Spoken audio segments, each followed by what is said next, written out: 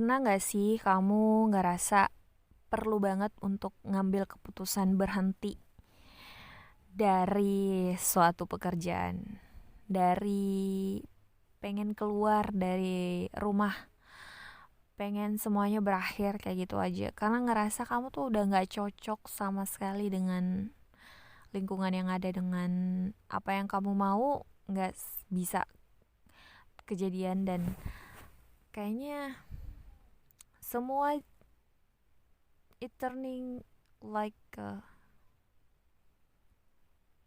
it's turning out to be in a bad condition.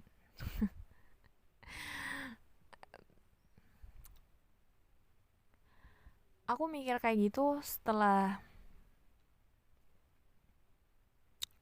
beberapa kali bertemu sama teman-temanku yang lain, dan mereka menceritakan kalau ada temannya yang punya kebiasaan untuk ngambil uang, ada temannya yang punya kebiasaan untuk nyuruh bosi gitu ya, kayak teman aku tuh si kucing.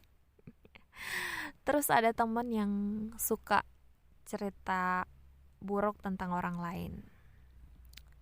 Dimana sih batasannya sampai kita ngerasa kalau ini tuh masih bisa diterima, ini tuh nggak bisa diterima, ini tuh masih wajar, ini tuh nggak wajar. Perilaku yang pertama yang suka mencuri, atau anggaplah bahasa halusnya meminjam tanpa mengembalikan,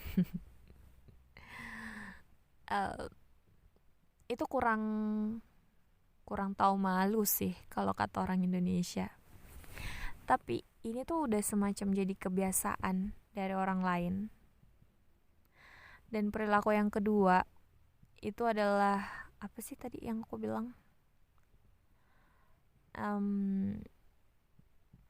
Membicarakan hal buruk tentang orang lain. Berbicara buruk tuh sejauh mana sih? Atau sebanyak apa sih yang perlu kita bicarakan?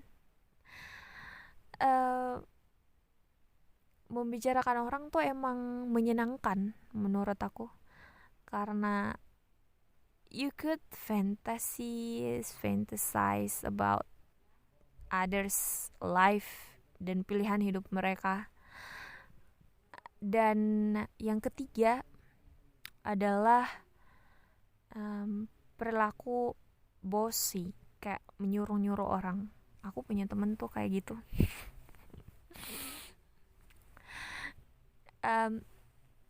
Sebenarnya sejauh itu setiap orang punya batasan yang beda-beda.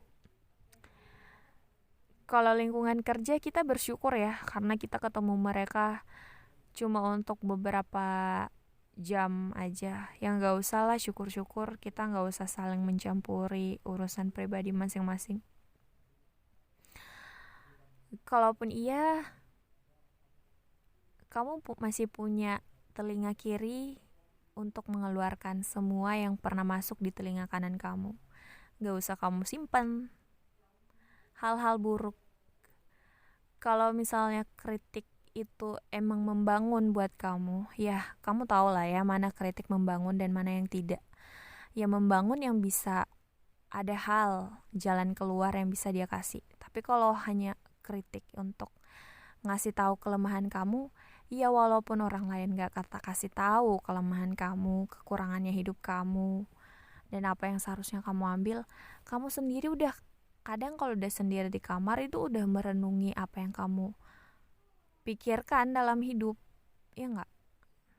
Tapi kadang orang lain tuh terlihat lebih pintar dalam menilai diri kita sendiri dibanding kita mengenal diri kita. What?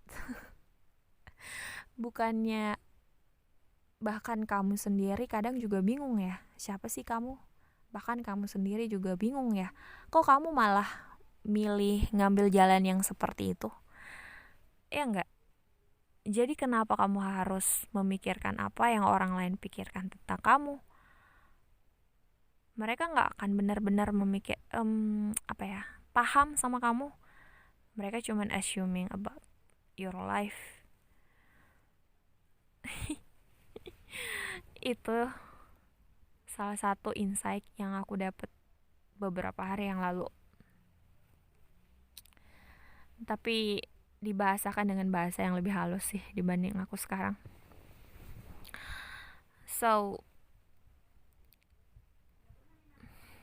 kalau aku menghadapi orang seperti itu biasanya ya, kalau aku emang terpaksa berusaha, yang pertama berusaha mendapatkan manfaat dari orang itu. Seenggak-enggaknya setoksik-toksiknya orang pasti dia punya sisi baik. Kayak tipe yang pertama tuh ternyata teman aku tuh lebih suka mentraktir. Jadi aku menikmatilah segala traktirannya. Terus tipe teman yang bossy itu ternyata dia punya segala sesuatu, kayak tugas selalu selesai tepat waktu, kayak pengetahuan bahkan informasi, bahkan karena dia suka mengumpulkan dan dia suka mengoleksi informasi dan update dari semua orang. Jadi aku ngerasa bahwa dari tipe karakter seperti ini aku bisa memanfaatkan dia dari segi pertemanan yang ini. Memanfaatkan itu kasar ya, jadi kayak lebih mengambil sisi positif pertemanan dia itu di sisi yang ini. Terus untuk teman aku yang suka membicarakan orang lain, aku ngerasa aku bisa jadi lebih kenal temanku yang lain dari dia gitu. Tau nggak, ada teman yang kayak jaring laba-laba gitu, dia bisa tahu semua informasi yang ada meskipun kita udah nggak sama-sama lagi. Jadi aku merasa bahwa dari dia aku bisa mendapatkan banyak informasi. Jadi kayak tiba-tiba dia nongol terus dia bilang, kok tahu ini tuh udah dapat beasiswa, kenapa kok nggak urus? Jadi kayak tiba-tiba, oh ya, really? Jadi kayak begitu. Aku ngerasa dari setiap orang ini, instead of thinking about the negativity yang emang udah ada ya dalam diri mereka, yang pasti ada juga di dalam diri aku merasa kalau mereka tuh punya banyak sisi positif yang sebenarnya punya sisi yang menarik, yang punya sisi yang lucu gitu. Ibaratnya kayak lo bisa kok menikmati hal-hal yang lucu dari hal-hal yang buruk.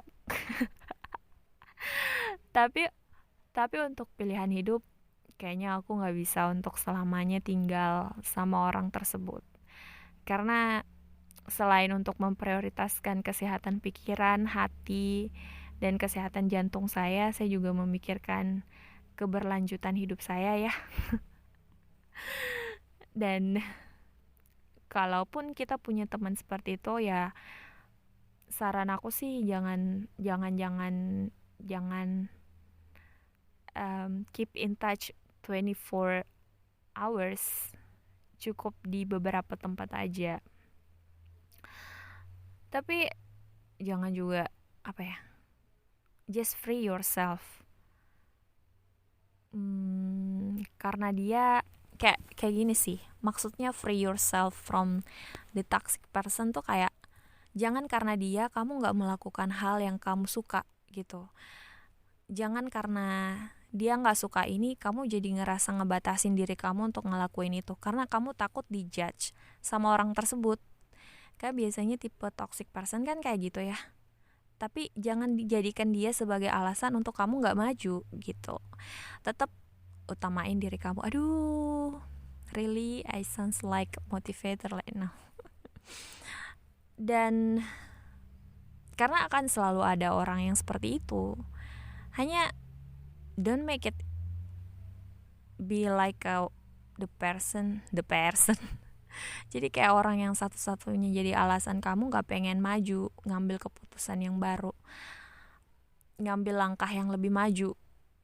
Yes, live your bold life. Apa sih? Gak tahu deh. Intinya itulah ya. I think ignorance is bliss. Wow. Jadi kayak ignorance terhadap apa yang mereka pikirkan tentang kamu, ignorance terhadap kata-kata pedis yang kadang mereka lontarkan kepada temennya yang lain, atau kata-kata rayuan yang kayak kamu pikir tuh palsu, atau kata-kata suruhan yang mereka keluarkan, it's their own problem. Itu masalah mereka, bukan masalah kamu. Kamu cukup buka telinga kamu lebar-lebar biar masuk telinga kiri, keluar telinga kanan. Jangan disimpan dalam hati, jangan disimpan sampai masuk ke sel-sel otak kamu. Karena ya hidup kita kan udah lumayan banyak masalah. Ya, kurang lebih seperti itulah gambaran dari ngehindarin lingkungan yang toksik. Oh, the last is, kalau kamu benar-benar udah kayak burn out atau udah kayak ngabisin sumber daya yang mereka punya, ngabisin dan manfaatin mereka. Aduh, maksudnya ya udah kayak nggak punya, udah capek kali ya ngadepin lingkungan yang toksik seperti itu. Setelah berusaha untuk berbicara kepada mereka, ya kita tahu sebagai manusia kita punya keterbatasan, batas dalam memahami orang lain. Jadi kita nggak bisa ngubah aja. Jadi ada teori seperti ini, kalau suatu makhluk hidup nggak bisa bertahan di suatu kondisi, dia bakal punah karena dia nggak bisa ngadepin lingkungan itu. Satu-satunya jalan biar dia bisa ngelanjutin dan bereproduksi lagi, ini teori biologi ya, jadi dia harus keluar dari lingkungan itu. Nah, hal yang sama juga, kamu bisa keluar dari lingkungan itu karena kamu individu sekecil ini nih gak bisa ngeubah ekosistem itu yang udah jadi seperti itu. Jadi satu-satunya jalan biar kamu survive yaitu kamu bisa keluar kok dari situ dan bisa ngebangun atau mencari sebenarnya mindset seperti apa sih yang harusnya gue punya, pemikiran seperti apa sih yang harus pertama aku build, biar kalau ngadepin situasi seperti ini next time aku tuh lebih mampu untuk ngehandle, bukannya mengubah situasinya ya, tapi kamu tuh lebih mampu. Kayak ibaratnya pintu nih, kamu udah punya kuncinya untuk ngebukanya, bukan ngedor-ngedor pintu itu tanpa kayak nggak punya ini lagi, berusaha ngebuka pintu itu dengan keras. Jadi itu kayak nyakitin kamu dan ngerusak pintu itu. Tapi sebaliknya karena kamu udah terlatih, jadi kayak kamu udah punya kuncinya dan kamu udah punya tekniknya untuk ngadepin orang yang toxic next time gitu. Jadi kamu nggak berusaha untuk menghindar dari lingkungan toksik yang satu ke lingkungan toksik yang lain. Indeed, kamu malah makin terlatih menghadapi lingkungan toksik yang satu ke lingkungan toksik yang levelnya lebih up lagi. Yeah, I hope so. Thank you for listening this episode and see you in the next episode. Bye-bye.